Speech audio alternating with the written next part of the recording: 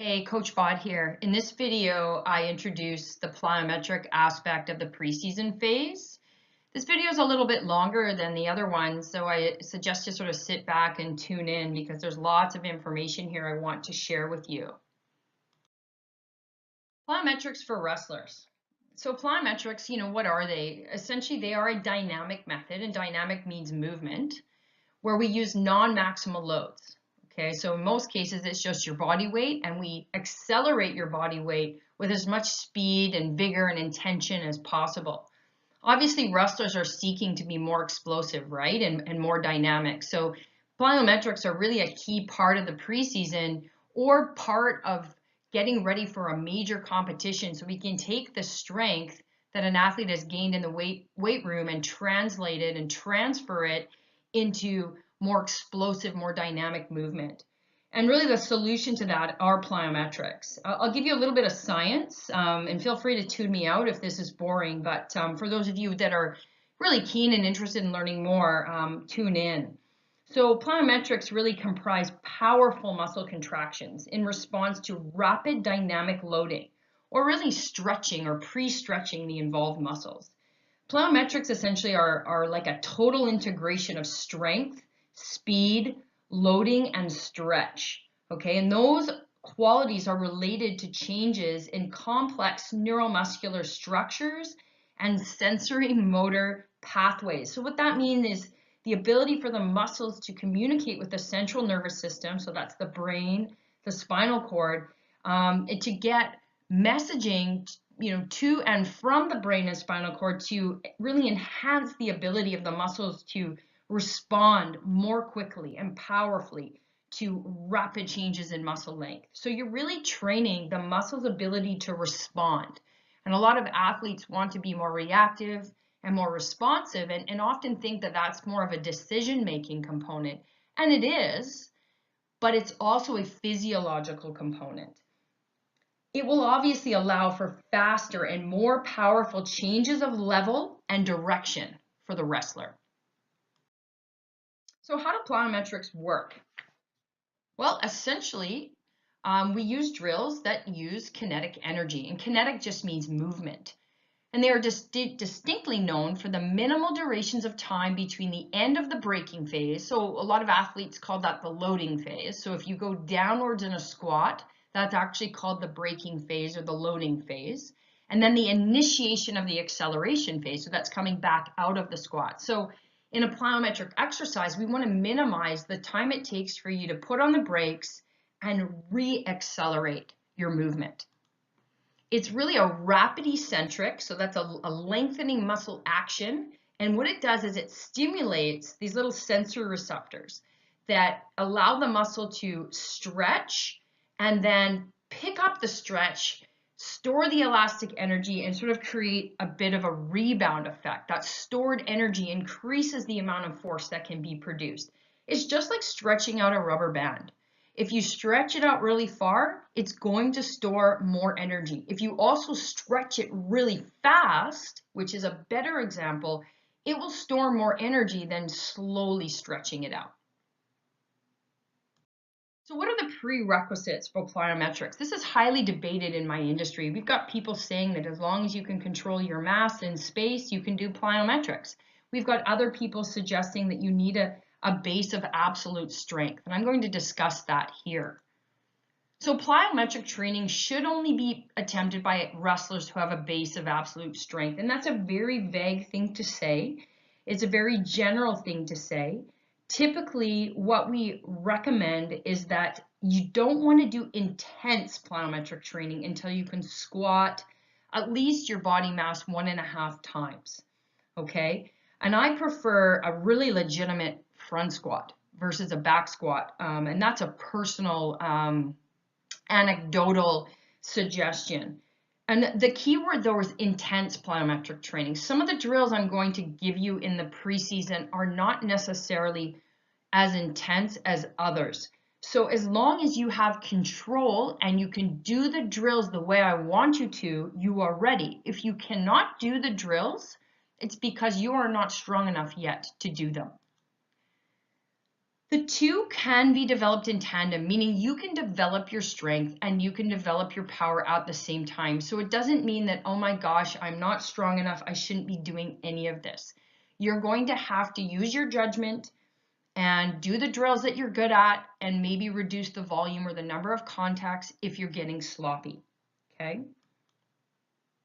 You'll see in the videos several athletes with different levels of skill. This is normal, okay? So keep that in mind. Now, how do I measure intensity with plyometrics? It's not like cardio or conditioning where you can use the velocity, you can use your heart rate. And it's not like the weight room where you're using an RPE, like, oh gosh, that set was hard, but I think I could have done one more, or I'm lifting at 90% of my max, that sort of thing. So we can't view plyometrics like we do weights, okay, where more weight equals more intensity or more overload. This is what we're going to do instead. We're going to look at the amount of G-force the athlete must overcome. Now, what is G-force? If you don't have a physics background, it's not a big deal. Let me put it this way. If you stood on a shelf or a table or a fence that was 6 feet high, so 3 meters high, say, or even higher, and you stepped off of it and started heading towards the ground, because of the height of that table or fence being quite large, you're going to generate a lot of G-force, okay? Then you're going to have to overcome a lot of that force because your mass is traveling with gravity. Now, that would be a high amount of G-force. If I asked you to jump over a cone that was only 6 inches high, you're not overcoming as much G-force, are you? So that's how we gauge the intensity of plyometrics. Measuring intensity is also about the ability to do the movement as fast as possible. You just heard me clap my hands. That is how quick you need to be changing direction or re-accelerating your mass on these drills.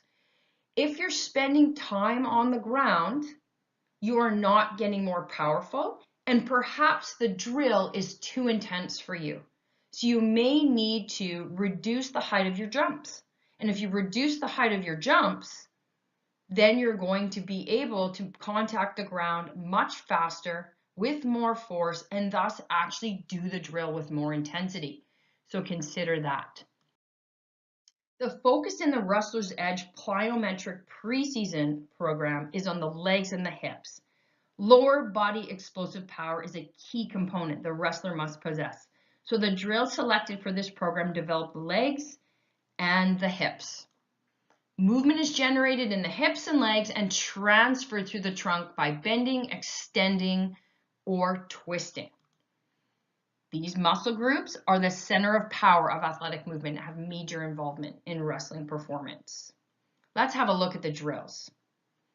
The first one in the video that you will review are called skips. So skipping is very much what it sounds like. You're going to perform an action in an alternating hop-step manner that emphasizes both height and horizontal distance. Another key coaching tip is you want to drive hard off the back leg, drive the opposite knee up towards chest level, hard and fast. You want to be violent with these actions, extreme intention behind it. You drive your arms up to initiate the lift. Do not drive your arms forward, straight up towards the sky. Each step you take, though, is short. You're not trying to cover as much ground as possible with each skip. You're trying to emphasize your hang time. All right, drill number 2, hops. Hops can be done double leg or single leg, and in the Wrestler's Edge program, we are going to be using both. You want to achieve with hopping maximal vertical height and maximal rate of leg movement. So pop, pop, pop, pop, pop. You want to jump as high as you can, flexing the legs completely, bringing the feet under the buttocks. You'll see that in the video. You're going to be bringing the knees high, so you're not trying to fully extend your legs. You're hopping over top of cones, or even if you don't have cones, you can just go out to a field and do the hopping drills And in the video, you'll see that I didn't put cones down on purpose, so that way you could get a sense of doing this in any environment that you're in.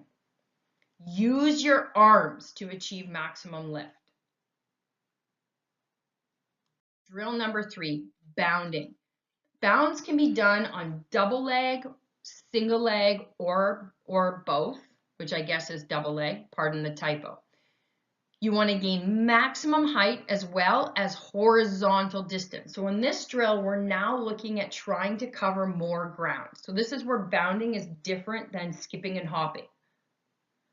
Begin in a hip hinge stance, shoulders ahead of the knees and the head up. Jump outward and upward about at a 45-degree angle, extending the hips fully forward. So with bounding, you want to lead each bound with your hips, not your nose. Just keep your ears over your shoulders and your head in line with your body. You want to land in the same starting position briefly. Again, it's got to be a brief contact time, boom, and repeat. Down the field you go. The fourth drill are jumps. Jumps can be done double leg or single leg. And jumps can be done onto a box that is low intensity. So if you jump up onto a box, it's actually considered low intensity plyometrics. So all these athletes doing these ridiculous box jumps that are way too high for them, that's actually not as impressive as the athlete that can jump off a box that's not even a third of the height, land and boom, explode straight up in the air or straight forward. So the goal with jumping is to attain maximal vertical height. And in the wrestler's edge, there are a few different jumps in the programming. When you jump, you want to load the jumps only briefly with a small range of motion in the hips and knees. You don't want to load deep. Think about a basketball player that pulls up for a jump shot. You don't see them stop, load their body, get really low into a squat pattern and explode out of it, right? You see smaller angles. Now those angles are going to be very specific to you. So just make sure that you're able to jump high. How would you know this? Well, you can start testing your vertical jump and then you'll find the angles that your hips and knees need to be at to get maximum vertical height. All right, finishing up with some guidelines. The quicker the action sequence, the greater the force you can generate. So if you're fast off the ground, you are generating more force. If you are slow off the ground or you look like you're jumping on a wrestling mat, so it's absorbing all your force, then you're not actually generating as much force. Okay, so even if you stick with the Wrestler's Edge program for 3 years and you keep doing the same plyometric program, you're just going to get better at this stuff. You don't need to do more reps and more drills. An athlete will only benefit from the reps they do well. So intensity and effort must be very, very high. So sets and reps are guidelines, they are not rules. So if 10 contacts for you is too many, do 6, do 4. Do what you can do extremely well. Practice perfectly. We always want to proceed plyometrics with a lengthy dynamic warm-up. That's built into the program in the Wrestler's Edge. You can follow that if you like. The rate of muscle stretch is more important than the magnitude of stretch. So meaning magnitude, again, is stretching the muscle really far. So if I do a really deep squat, I'm stretching it really far. So with true plyometrics, you want the muscle stretch to be shorter and really, really fast. Okay, so again, you don't need big angles in your joints, small angles, quick stretch. Take rest. So don't rush the plyometric program. If it says to rest for 2 or 3 minutes, please rest for 2 or 3 minutes. I would also suggest that if you're starting plyometrics for the first time, even if it's in the preseason, that maybe the first week you do a familiarization session. So you're just literally practicing the drills. You're just getting used to them. And then you can start week 1 the following week once you're much better at them and you have more proficiency. Finally, omit any drills you can't do well. Okay, just don't do them because it's just like wrestling. If there's a technique in practice that you're not very good at, you're probably not going to use it in a match. Okay, if you're not proficient, Don't try to drill it, because what will happen is your body and your brain will learn the improper pathway. Wait until you're stronger. Practice the less challenging drills first. They will cross over to the more challenging ones later. All right, finishing up, technique checklist. Breathing. I want you to breathe through pursed lips. Okay, just like that. Breath should be held and never released during the contact phase. So when I hop and every time I hit the ground, I'm not breathing. I'm holding my breath until I'm up in the air again. And then if I'm breathing out, I'm breathing through pursed lips. Exhalation during the landing phase, what does that do? It reduces overall stability and increases the loading on the spine.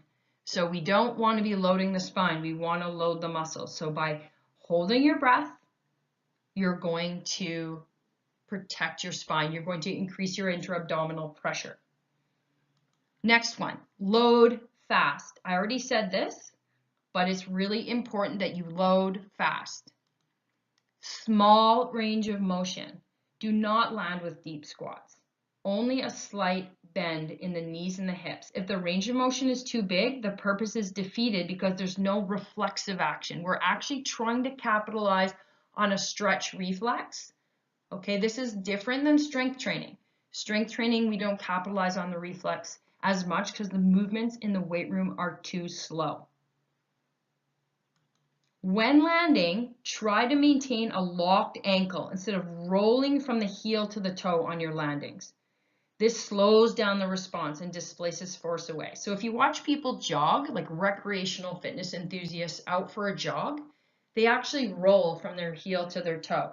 So that's not what we want. We want the foot to be like a spring. And you want to hammer the ground with a really, really rigid foot. Okay? Landing on the balls of the foot. Then you take off like a rocket. Knees up, thumbs up. That allows the torso to remain upright and aids in balance. Arms should be vigorous and involved. Now, footwear, last point, should not be overly or excessively shock absorbent. So do not wear basketball shoes, or even running shoes are often very shock absorbent because you're with people that run long distances are doing thousands of foot contacts. In a plyometric session, you might only do, 60 foot contacts. So you want to choose footwear that doesn't absorb all of the shock. Allow your muscles and your tendons to get stronger and absorb it. I'm not suggesting you do these drills in bare feet. Wear shoes that are supportive but aren't spongy and cushiony. Okay? Nike makes a really good training shoe. I'm not sponsored by Nike by any means, but that's what I wear, and I find them to be probably one of the best. All right, guys, happy training with Plyometrics.